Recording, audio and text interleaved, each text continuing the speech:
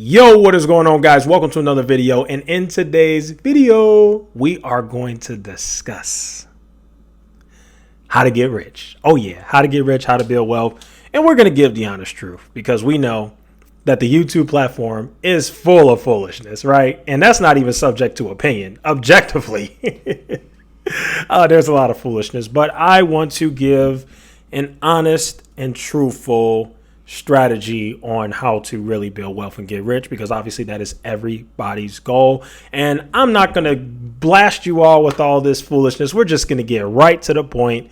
The fastest and best way that you can get rich and build wealth for real is by increasing your income. That's right.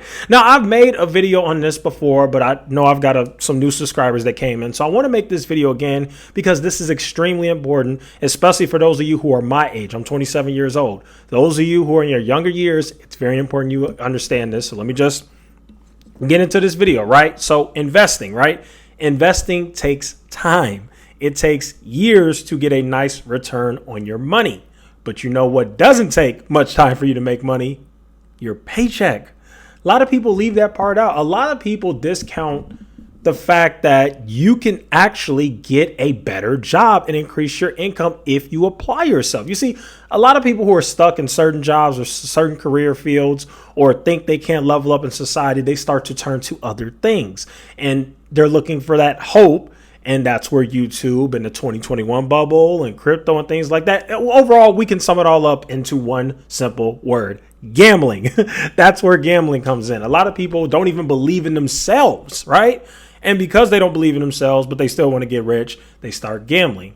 They're looking for videos to say the next 10x stock, the next 10x crypto, the next 50x coin, all that stuff that you saw in those 2021 thumbnails on YouTube. But I want to give you guys the honest truth. Actually bringing up your income should really be your main focus. You see, too many of you are putting too much focus on putting money into stocks and crypto to get rich instead of figuring out how to increase your income, right? And I just want to say this too. If you make so little money that you can barely even pay your bills or live comfortably, then you should pause worrying about investments and you should start to find ways to increase your income. Let me say that again. I know it stings. I know you don't want to hear. Nobody wants to hear that. It sucks. It's horrible. But guess what? You're going to be so much better off if you follow that. So let me go ahead and say that again. If you're making so little money that you're barely even able to pay your bills or get by, in my opinion, you shouldn't even be worrying about the stock market right now at that point, right? That's the mistake that I made. I started investing when I was a broke college student. I continued to invest when I was a broke young adult, right? And that did not help me. What would have better served me, and I learned this later in life, would have been to focus all my time and dedication and energy to increasing my income. So do not get caught up in the trap of thinking, oh, I work minimum wage, or oh, I work at this job that I don't like that doesn't pay well. There's no way I can ever level up. Oh, let me put $1,000 in Dogecoin. Hopefully it goes well. Oh, let me put $1,000 in this speculative stock. Don't do that. If you're in a position, and of course, not financial advice, just my strong opinion. If you're in a position where you are not making enough money to freaking pay your bills and live comfortably, that should actually be your main focus over watching tons of stock YouTube videos and crypto YouTube videos, because I'm here to let you guys know a little secret, right? And that secret is investing won't save you. Stocks won't save you. Crypto won't save you. You have to save yourself, right? That's just the honest truth. And a lot of us discovered that in 2021, right? There was a huge boom and then everybody lost their money. So I just want to provide the real truth and helpful strategies on how to build your money. Now, let me use myself as a personal example because this really happened to me. I'm one of those people who went to college and got a piece of garbage degree. I guess some people call it a degree in wokeness. It's not exactly basket weaving. Or, well, I'm not even going to go there. I don't want to offend anybody, but I'm just going to say I basically got a degree in woke studies, essentially. And when I got out of college, wasn't making much money at all. And I spent a few years not making much money. And so what I did personally was I stopped focusing so much on gambling, which I did, and investing because I didn't have much money in the first place. So it doesn't make sense to invest if you only got $1,000. I know it hurts to hear that. Nobody wants to hear that. That is painful to hear. But yes, if you only have $1,000 to your name, investing is not something you should do. Why? Because what are you going to do about your emergency fund? Where's the emergency fund? That should be first. Because if something happens in real life, like your car breaks down or something stupid, which trust me, in this life, which is very hard and set up against you, something always happens. I don't know why, but that's the way the world works. The world is literally set up for you to fail. But you can get through if you focus, right? So for me, I've met a lot of people. I get a lot of emails. People are like, I'm broke. I've only got $1,000. I've only got $2,000, $3,000 to my name. What stock should I buy? I'm like, where's your emergency fund? You shouldn't be buying nothing. you need cash just to survive, just in case something bad happens, you know? So that's number one. You got to build that emergency fund. And if you're in a position where you can't even save up enough money to build an emergency fund, then that's where it starts to get interesting. You see, you don't have an investing problem or any other problem. You have an income problem. And that's what really needs to be discussed here. So back to my personal story. I got a degree in wokeness. I worked for a few years making $30,000. And maybe to some of you guys that sounds like a lot of money, but in Chicago, one of the major cities, that is nothing. You are in the poverty line. You're broke. You're broke as heck. You're poor. You know, so what did I do? Well, here's what I did. I learned a skill, self-taught. It is called graphic design. It took some time to get good at it, but once I got good at it, started getting a bunch of clients, made it into a nice little business, started making really good money from it. That helped me increase my income. So that's one way you can increase your income. Finding a skill and getting good at it, or using a skill that you already have and getting good at it, and start it off as a side hustle and then build it up. That's what I did. Here's the second thing I did to increase my income. And I actually I more than doubled my income. I actually pretty much 3x my income. Honestly, I actually pretty much 3x my income by doing this. I simply just got a better job. I used to work in politics. Most of you guys who've been subscribed for a while, long time notice. I got tired of it, and I got tired of not making any money. So not only are you working your butt off and dealing with a bunch of drama and crap, but you're also not making any money. So I say, you know what? I'm going to do something very bold here, which was tough to do at the time when every freaking politician in the state knows you and tells you, oh, you're going to be a great person when you're older and blah, blah, blah. And I'm just sitting here like, man, I ain't getting paid nothing. F this. So that's what I did. I left. It was hard to leave, but I left.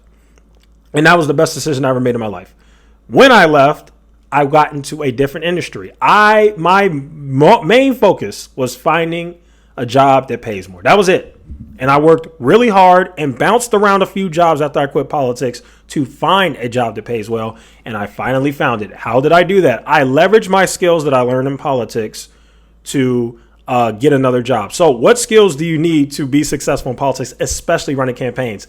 Communication, reading laws, analyzing, public speaking, reading, writing. I got all those skills.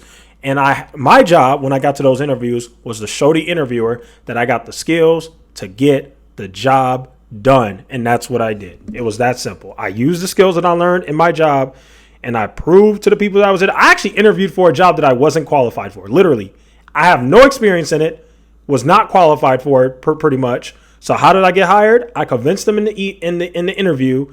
I explained to them. They're like, why do you want this job? Because obviously you don't have any experience in this field. And I explained to them how my past work will easily translate into this line of work. And that salary was amazing. So I was gutting my butt off for that job, and I got the job, and it significantly helped me. And because I have a job now that pays well and I'm making a good salary, keep in mind, I'm still living as if not exactly a $30,000 salary, but I'm still living well below my means. Like, just because my income grew doesn't mean that I just, oh my God, let me go buy an Audi. Let me go buy a Tesla. Let me go do that. I didn't lose my mind. I still live below my means, which is another thing.